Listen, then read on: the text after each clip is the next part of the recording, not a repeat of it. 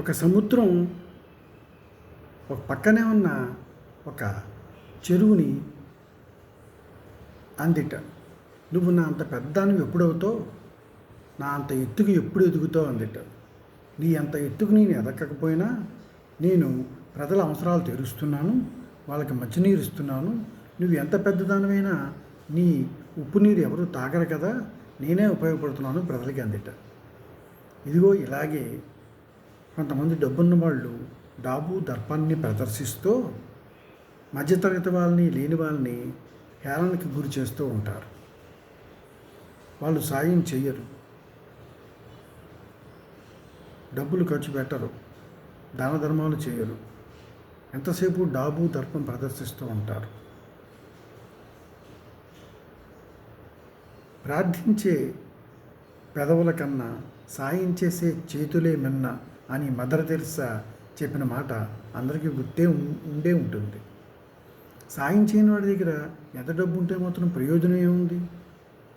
లేని వాళ్ళైనా, మధ్యతరగతి వాళ్ళైనా ఆర్థిక సాయం చేయకపోయినా మనిషి మాటకు తోడుగా, మనిషికి తోడుగా వచ్చి నిల్చుంటే ఎంతో ధైర్యంగా ఉంటుంది.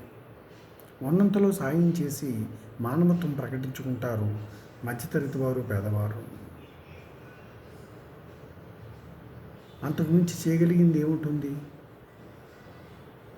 సాయం చేసే వాళ్ళకే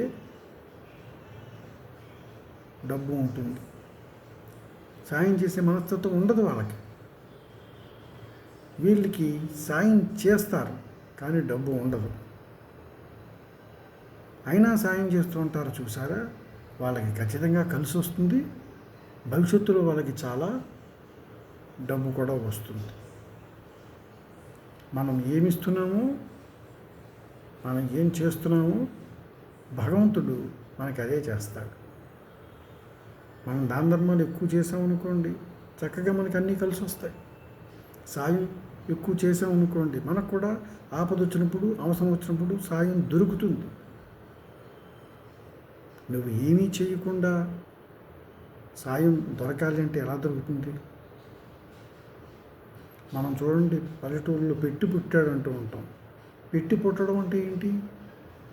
10 మందికి పెట్టాడు కాబట్టి ఇప్పుడు ఆర్థికంగా పరిపుష్టంగా ఉన్న ఇంట్లో పుట్టాడు. పెట్టి పుట్టడం అంటే అది. కొంతమందికి ఎవరికి పెట్టలేదు కాబట్టి, ఎవరికి పెట్టకుండా ఉన్నారు కాబట్టి వాళ్ళు పేదరికంలో పడ్డారు. అంతే. ఇదంతా మనుషులు చేసుకున్నదే, దేవుడు చేస్తున్నది కాదు. చేసుకున్న వాళ్ళకి చేసుకున్నంత. అందుకనే ఎప్పుడైనా సరే సాయం చేయడానికి వెనకాడద్దు. ఉన్నంతలో ఎప్పుడూ కూడా సాయం చేస్తూ ఉండాలి. అవునంటారా, కాదంటారా?